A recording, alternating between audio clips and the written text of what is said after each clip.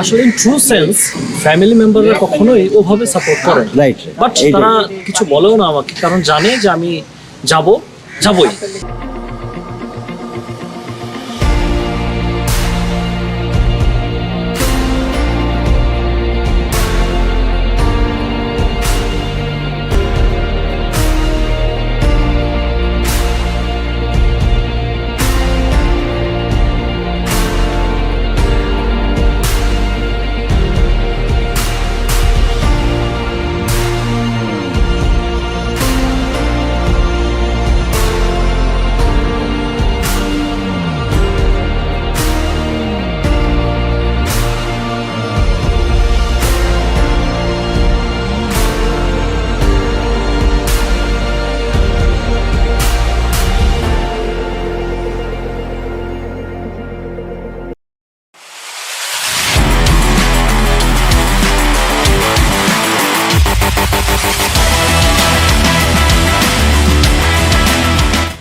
আসসালামু আলাইকুম everyone, hope you guys all are doing very well. আমরা এক রাত একদিন বান্দরবন মেঘবাড়ি রিসোর্টে ছিলাম। এখন আমরা স্ট্রেট রাঙামাটি আমরা বরগাঙে উঠবো। ওখানে যে রিসোর্ট ঠিক করা আছে, সুন্দর একটা টানেল হয়েছে বান্দরবনে।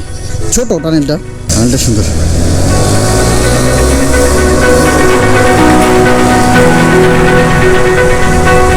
বিউটিফুল। এই যে এই পাথরের পাহাড়গুলো কেটে এই টানেলটা বানানো হয়েছে। এই যে পাথরের পাহাড় পুরা, এখানে একটা প্রাচীরের মতো দেয়ালের মধ্যে দেওয়া হয়েছে এবং এই পাশে একটা দেয়াল দেওয়া হয়েছে। এইগুলা দুটেই পাহাড় কেটে এইগুলা বানানো হয়েছে। আর এগুলা কোনো মাটির পাহাড় না, এগুলো হচ্ছে সব পাথরের পাহাড়। তো এখানে কনস্ট্রাকশন খরচ তো একটু বেশি পড়বেই। তো গাইস, আমরা রাঙামাটির উদ্দেশ্যে যেহেতু রওনা হয়েছে, রাঙামাটি ওই ফেরি পাহাড়ের সময় আমরা ওইখানে আপনাদের সাথে দেখা হবে, কথা হবে। আর আমাকে সময় দেওয়ার জন্য আপনাদের অসংখ্য ধন্যবাদ। আমরা চন্দ্রকোনা ফেরিঘাটে চলে আসছি, আর হয়তো বা 1 মিনিটের মতো লাগবে। তো এই বান্দরবন এবং রাঙামাটি জেলাকে, দুইটি জেলাকে এই ফেরিটা সংযুক্ত করেছে। সুন্দর ছোট্ট একটা ফেরি, ছোট্ট একটা ঘাট, যেতে সর্বোচ্চ সময় লাগবে 10 মিনিট। কাপ্তাই লেক এটা, তো চমৎকার। ওই ওখানে পাহাড়, এই পাহাড়ের পানিগুলো এসে এই নদীতে জমা হয়ে এটা একটা পুরো লেক হয়ে গেছে। আর এই লেকটাই পুরো রাঙামাটি জেলাকে ঘিরে রেখেছে।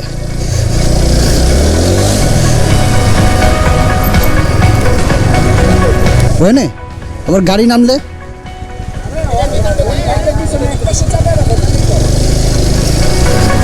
রাঙামাটিতে যাওয়ার জন্য আমরা এখানে একটা ব্রেক দিয়েছিলাম দুপুরে লাঞ্চ করার জন্য।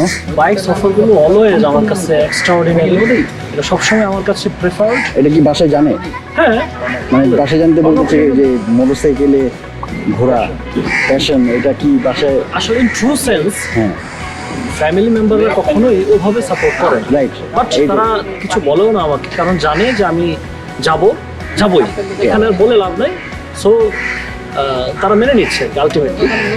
আর এই ট্যুরটা আসলে মানে যেখানেই যাই না কেন, বাইক ট্যুর যখন আমি বাইক চালাই একসাথে সবাই, এটা মানে আনবিলিভেবল। এটার ফিলিংসটা শুধুমাত্র যারা বাইক চালায় তারাই বুঝবে, কেউ বোঝার কথা না।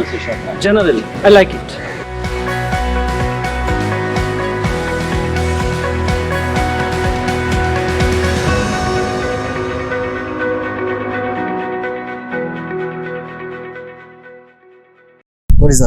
আমরা বরগাঙে পৌঁছে গেছি। 11টার দিকে রওনা দিয়েছিলাম, এখন বাজে 3টা। তো বেশি সময় লাগে নাই। Your haven in the heart. প্রথমে ঢুকতে একটা রেস্টুরেন্ট আছে, দেন বরগাং। এটা হচ্ছে ওনাদের আদি ভাষাদের যে ল্যাঙ্গুয়েজ, সেই ভাষায় লিখছে। এটা আমরা যে কয়েক মাস আগে বার্গি লেকে যাচ্ছিলাম, এটা কাছাকাছি এরকম সুন্দর প্লেসটা। সময় কাটানোর জন্য এটা অসাধারণ। আর আমি যেহেতু ওখান থেকে বের হওয়ার সময় গোসল করে আসছি, আর এখানে আর লেকে নামলাম না, তারপরও নামা উচিত। আমি আগেও বলছিলাম আমি সাঁতার পারি না, পানি লেক দেখলাম আমার একটু ভয় করে। লেক থেকে যত দূরে থাকা যায় সেটাই ভালো। আর ইনফ্যাক্ট আমার যারা ফ্রেন্ডরা আসছিল, ওরা লেকে নামবে। বিউটিফুল। এখন আমি বসে আছি বরগাং রিসোর্টের কাপ্তাই লেকে। এখানে কাইকিং করার সুব্যবস্থা আছে। আমি কাইকিং এর আগেও করেছিলাম। কাইকিং করতে আমার ভালো লাগে না, আসলে হাতটা ব্যথা হয়ে যায়। আমার পিছনে যে ভিউটা, এটা আসলে চমৎকার। বর্গাং লেকে না আসলে বা রাঙামাটি যে কোনো রিসোর্টে না আসলে আসলে এটা বোঝা যায় না। আমি যদি আপনাদের একটু দেখাই,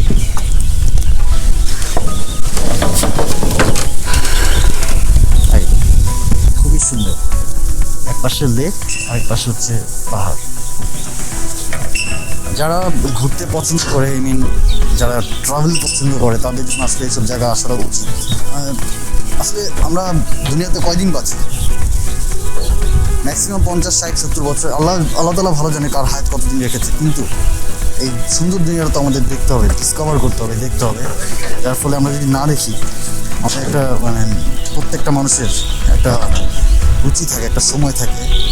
সময় টাইম ফ্রেমটা যদি শেষ হয়ে যায়, তখন আপনি ঘুরে পছন্দ পাবেন না। একটা সময় আসবে যখন আপনার পকেটে অনেক পয়সা থাকবে, কিন্তু বয়স থাকবে না ঘোরার মতো। আর ঘোরার মধ্যে জন্য মন মানসিকতা রাখবে।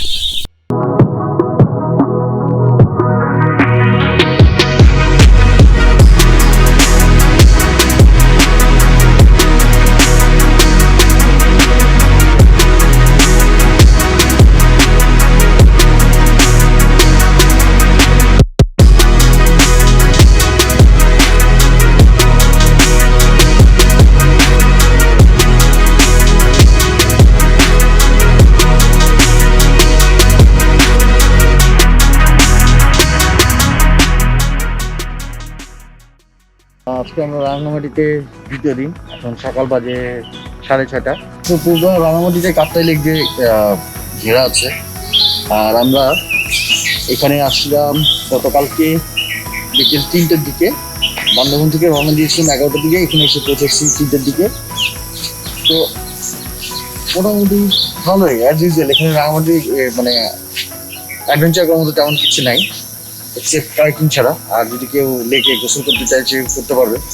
আর ইনফ্যাক্ট আমরা যে ডরমিটরিতে ছিলাম সেটা হচ্ছে রাত্রেবেলা আমরা এখানে 2টা-2:30 পর্যন্ত ছিলাম।